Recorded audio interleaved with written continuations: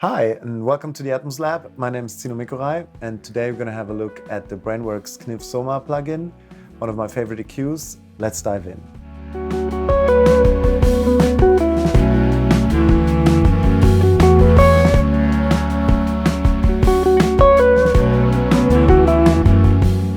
We're going to do this on a song by John Arman, produced by Johannes Römer. It's an Atmos mix, so use your headphones for the full binaural experience. And if you use speakers, some things may sound weird because it's not a binaural surrounding.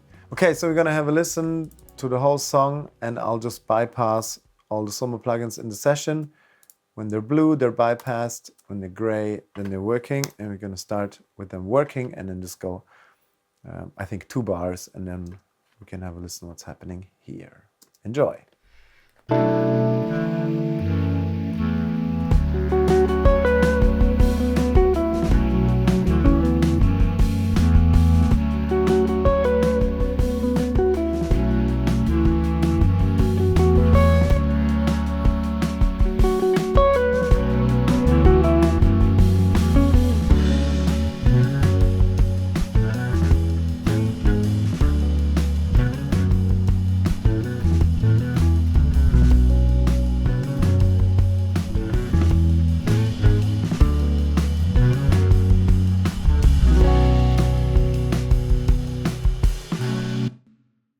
So as you can hear, there's lots of details being pushed, lots of air being pushed, rooms, dimensions, as well as tons of punch and low end on the drums. Obviously the mix falls a little apart with all the levels and the frequencies gone that you need, so it's also diving away, but I think you can hear really well how good the structure is, how nice this saturation is, how exact the positions become when you put it in. And for me, the Soma is like putting a lens on the things. I used to, I've been using one in stereo for, I think, the past 6-7 years. And for me, it's the perfect lens. So whenever I want to highlight something, bring the attention to it, bring it to the front, it can do it with a very integrated sound. It's never, for me at least, it's never on top of things. It's never a color or a sauce on top. It's more like it's very integrated and sort of darkish in these boosts. And yeah, that's why I love it so much, because in the very end, if you switch it out, now you feel it's bad EQ'd, and you switch it back in, it sounds very natural.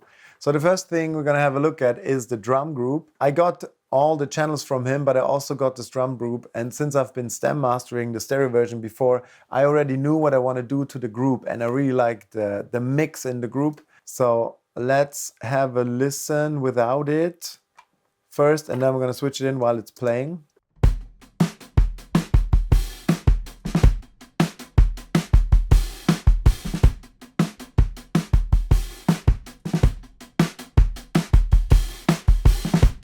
So as you can hear, there's tons of punch created, lots of sort of proximity, and I really like this structure as it imparts. We did a test against like a straight digital clean EQ, and the digital EQ sounded sort of boomy with the same settings, or it was overpowering and too loose, and this sort of brings it together. It has this, it's very subtle, but it still is this sort of subtle hardness that it can give on a more drastic setting like this.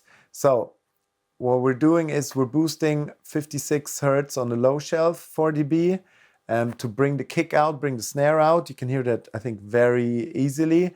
And then do a sort of similar punch front boost with the upper mids, 1K8 on a very wide Q.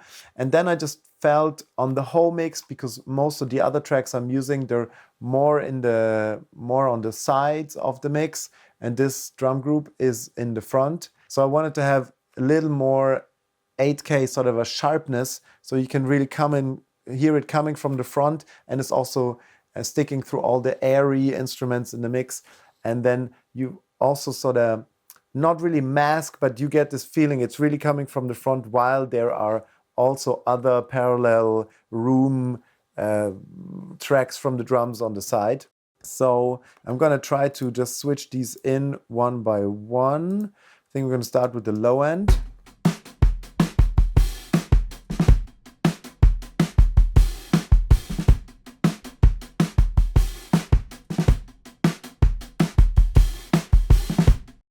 and you can hear it has lots of power and sort of fastness in the low end, but it doesn't boom or it doesn't sort of bulk into your mix. And the cool thing is, it has this, I wouldn't say papery quality is maybe a little too hard, but like too much, but it works really well with this papery quality of the kick. But now, as you can hear, if I only put in this low end, now this becomes too dark. So if I do sort of both, I push the upper mids to the front and I push the low end and I push the low end on kick and snare. So now you get this, more punch, more speed, more front.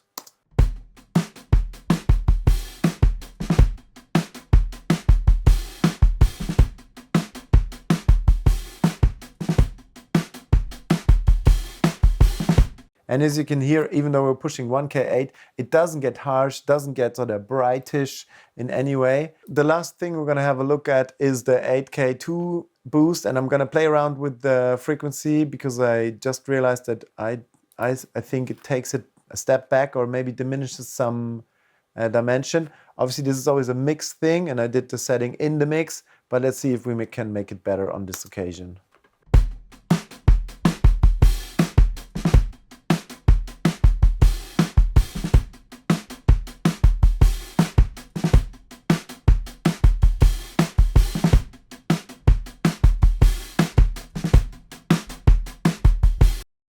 So the 12K seems to work even better, sound more open, but it's obviously not such a hard frequency. So we're going to just check it in the mix how the 12, 10, and 8 sound.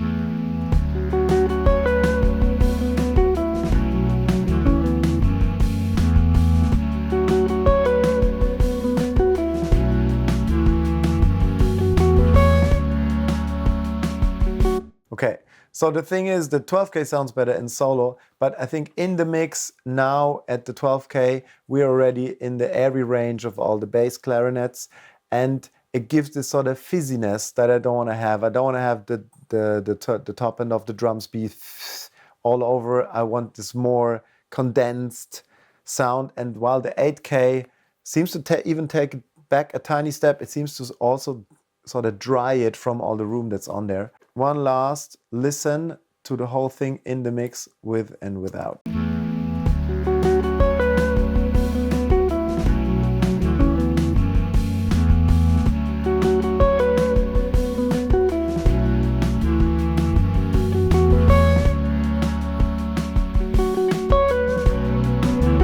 Yeah, I hope you can hear it. I think it does so much to the punch and the timing as well. It seems to be much more eager to drive the track now and do this instead of just sort of going and waving from the back, being the backbone of it. So the next track we're going to have a look at is the kick track, and I basically just duplicated the setting I was using on the drum group. A, for phase reasons, so the low end integrates the same, and B, because I just really like this boost, what it did to the kick, and I even pushed it a little more, so we're just gonna have a short listen. And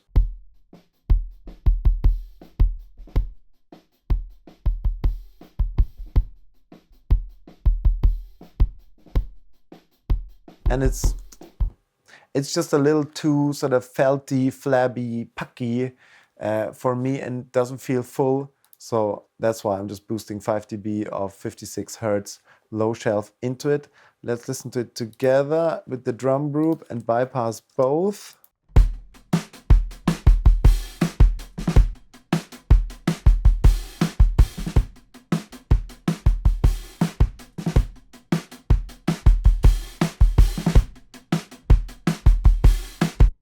Also, I really love what it does to the hi-hat. It gives a sort of 500-ish mid-range quality that I really want to have. And it seems to dry out the signal in a good way, like take the room out and give you this presence and dryness.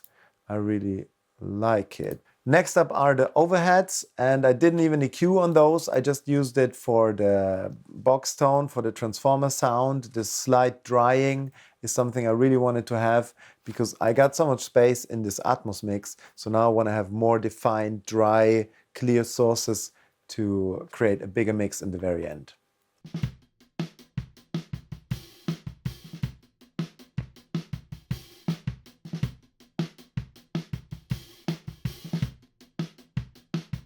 Yeah, again, transformers seem to do that. They give you this K3 distortion, and the K3, like a classic 1176 sound, is always a little more in the front, a little more dry, a little less room. And yeah, that's what it's doing. It's sort of drying the signal out, giving a bit of this transformer sound. Next up are the claps.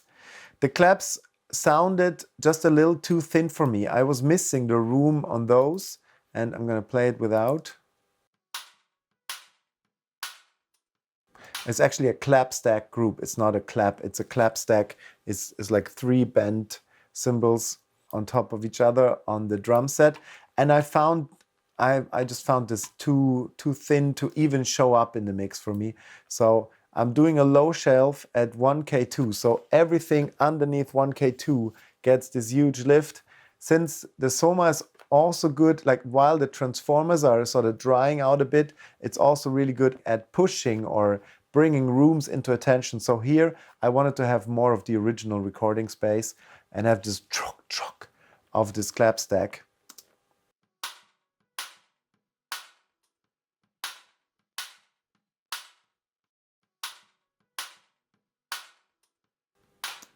So this whole sound of the cymbals is what I need. Yeah, because I said I have all this airiness, all this space. I need some meat to get some mid clarity into this.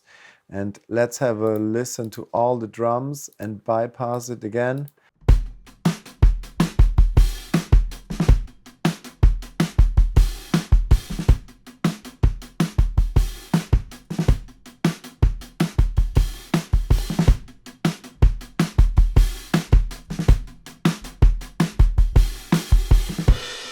Yeah, I love what it does to the groove and to the hi-hat. Okay, next up is the bass clarinet, the main thing you hear from the very beginning.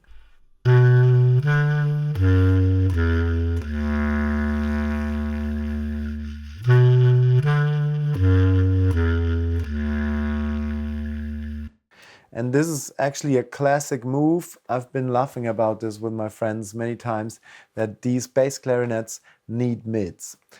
Mids is everything you think you want to have more upper mids or anything, but the whole essence of this breathy instrument with the low notes and the breathy structure from obviously playing it, it needs this mid push. So 820, I think the 820 will show up a couple of times, I guess, because it's also I think the tune of the song or the key of the song connected to this. So we're just gonna have a listen how sort of hollow it is without. Switch it in.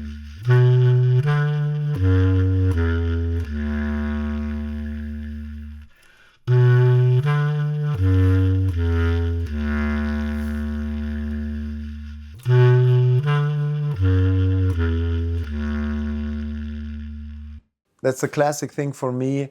I think with these bass clarinets is 820, 1K, 1K2. It always just seems to bring it to the front, focus in the right areas, and also maybe on the human part of it, the playing part of it. And I even feel like you get more of this bang, wow, so more attack, more proximity. So the bass clarinets got the 820 boost. And on the higher clarinets, I didn't want to interfere with this meat and power from those bass clarinets. All I wanted, because they're very far out, I think they're around here, I wanted to have a little more, again, sharpness, direction, and a little more air, so they fill out this space here nicely.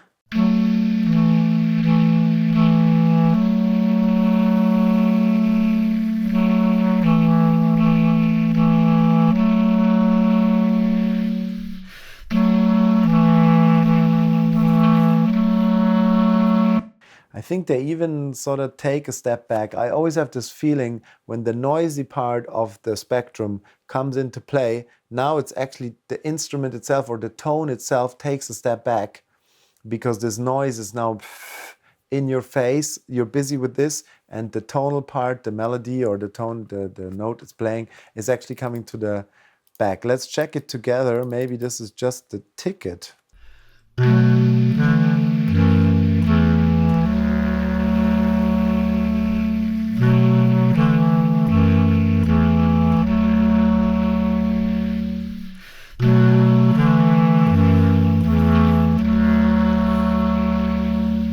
Very interesting. I think it, if I put out the EQs, they're all together, like playing through the same microphone, being recorded through the same microphone, and then I put it in, and now they're all separated. The bass is leading; it does this ba ya, so you get much more of the groove.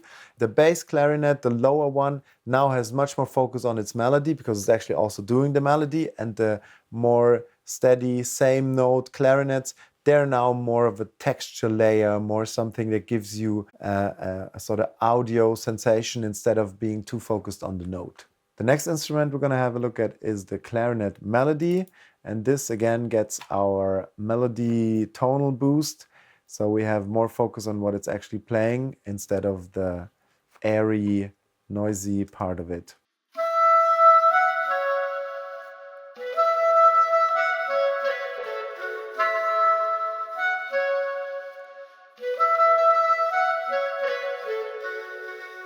Here again, you can hear it coming out of the room, this dryness and this nice structure, the focus you get. And I mean, it's a very subtle move, 1.5 dB, but it's all I wanted. I just wanted it to come out in the front, give you this attention, focal point. Then the ones on the side didn't get any treatment because I just wanted to leave them where they are. Then the next one is a Juno layer that's in the back. This is playing for the whole song, and I just needed some brightening for this so the structure comes out even better. I'm gonna have a listen.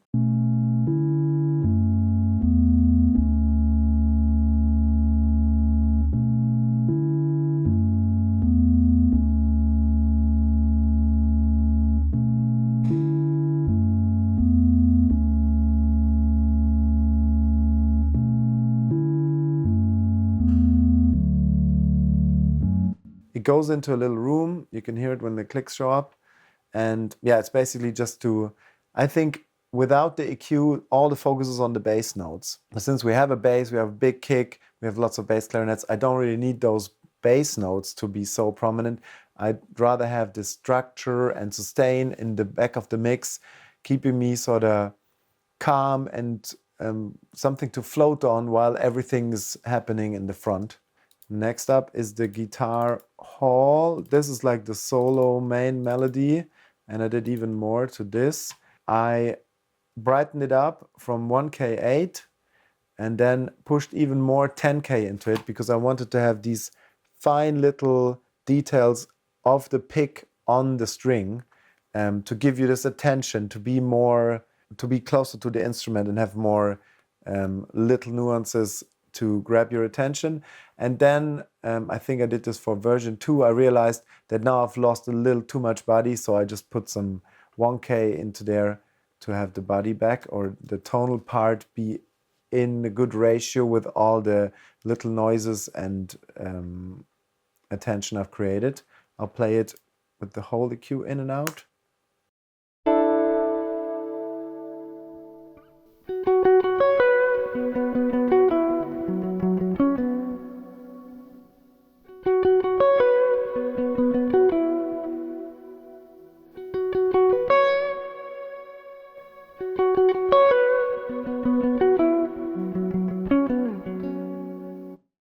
And again, it does this super nice trick of sort of pushing the mud away, making the mud less boomy, while giving you all this nylon-y front and attention. And I'm just gonna switch all three of them in one piece by piece. I'll go top to bottom, and then you can hear it.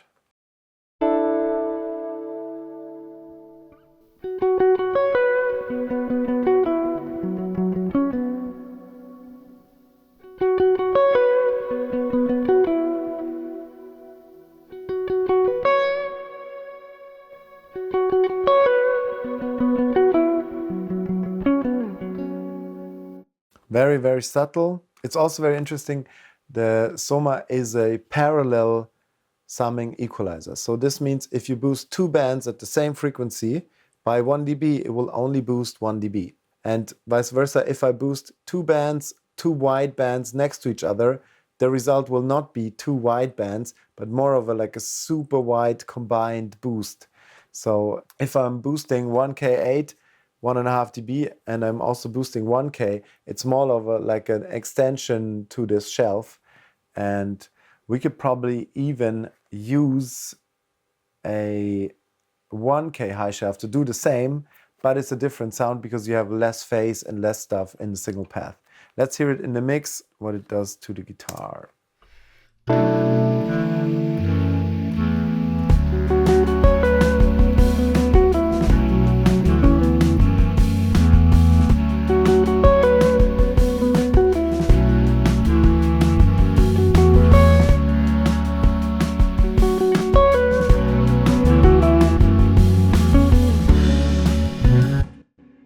And as you can hear, the guitar is basically lost without it. It's just like somewhere. It's so nice recorded, but it needs this brightness. It needs this sharpness as well to really stick through and be heard in this huge arrangement. I'm going to play it again because it's so much fun.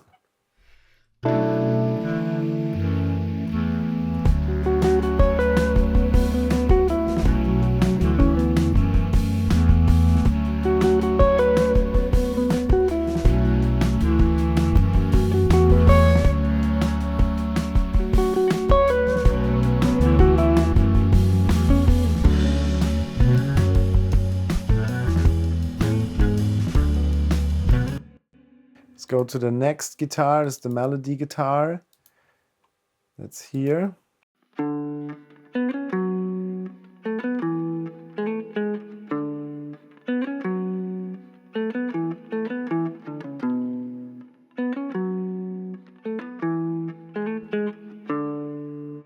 And this one got even more top end because I really want to have it stick out. We have the stereo bass clarinets now coming in, so I need much more attention. Also, because it's so rhythmic instead of this solo sustainy sound, it gets lost much easier in the mix. So I'm pushing some 4 dB of 10K wide Q, and then to just to have it not too thin or hollow sounding, I'm also putting some 820 in there.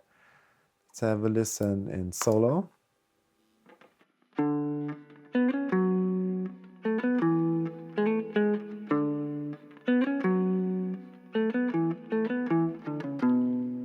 Yeah, all this scratchiness is what I need to get it through. Let's have a listen in the mix.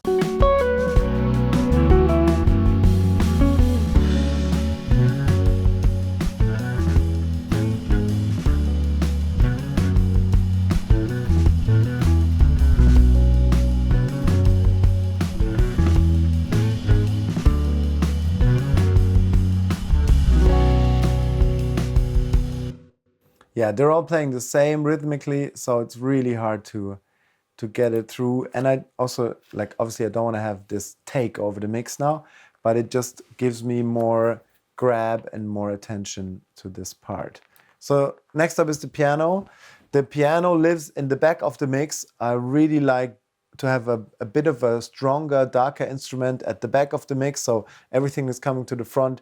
You have to sort of balance in the back, from the front to the back. And I just pushed some 2K2 in there to focus on the hammers, the dryness, and more of the noisier part of it, because I didn't need so much of the tonal part, or let's say it had so much tonal information anyway that I didn't need to push this. I'll play it for you.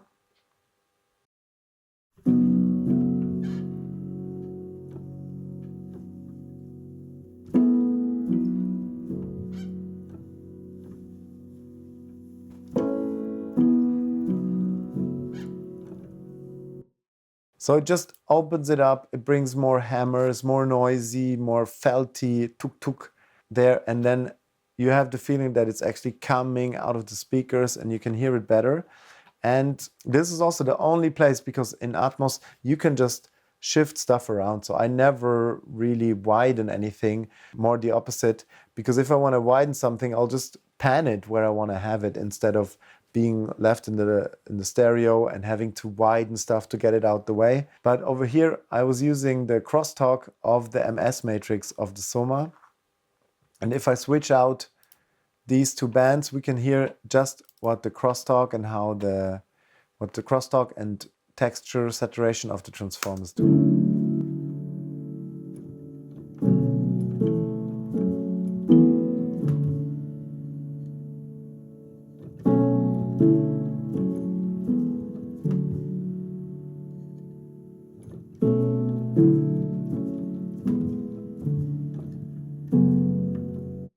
So nice. Just gives, yeah, a bit of this transformer, drier, more open sound in a very subtle way. And this is what I love about the plugin. It really feels like the hardware. This subtlety, these small moves, making a small difference without doing too much are what I'm going for, especially when stereo mastering, because there's a saying like a little goes a long way. You've heard this many times, and back in the day I always thought like, no, I want to process this. I want to make this shine. I want to help this. But a little goes a long way really helps, because if the step is too big, if you're too focused on what's happening, then you're unable to realize what's actually getting lost. So these little steps, when they're so beneficial that you're not losing something, those are the really good steps. And if you need more, maybe try a little step. And if it didn't help enough, then do another little step.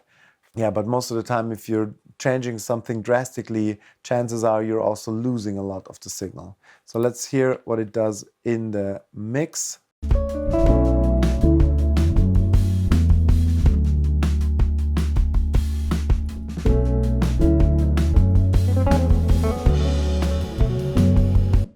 Without it.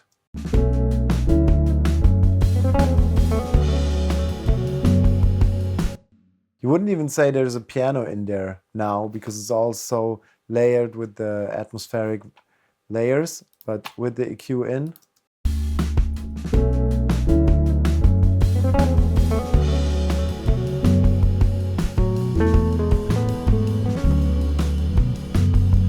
I think the binaural and Atmos takes a little bit of time getting used to. So the more you hear it, the more often you hear it, the better you get at listening to the back. So I did lots of binaural stuff before all this Atmos madness. I did lots of binaural records, and for me the binaural always seemed to end here. And now that I've done lots of mixes in Atmos, my back and also the top perception have changed drastically, and it's really great how even on headphones you can hear all the spaces. So just check the back, how the piano sort of goes away, and now it's just this paddy tonal layer, and then it comes out and it gives you these rhythmical cues.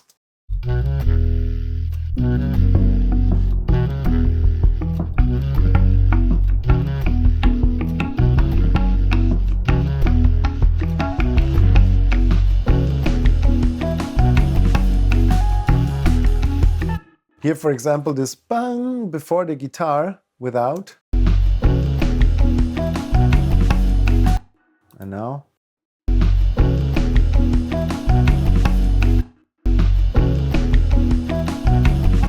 You also get more focus on the actual chord being played. It's not so dominated by the lowest note.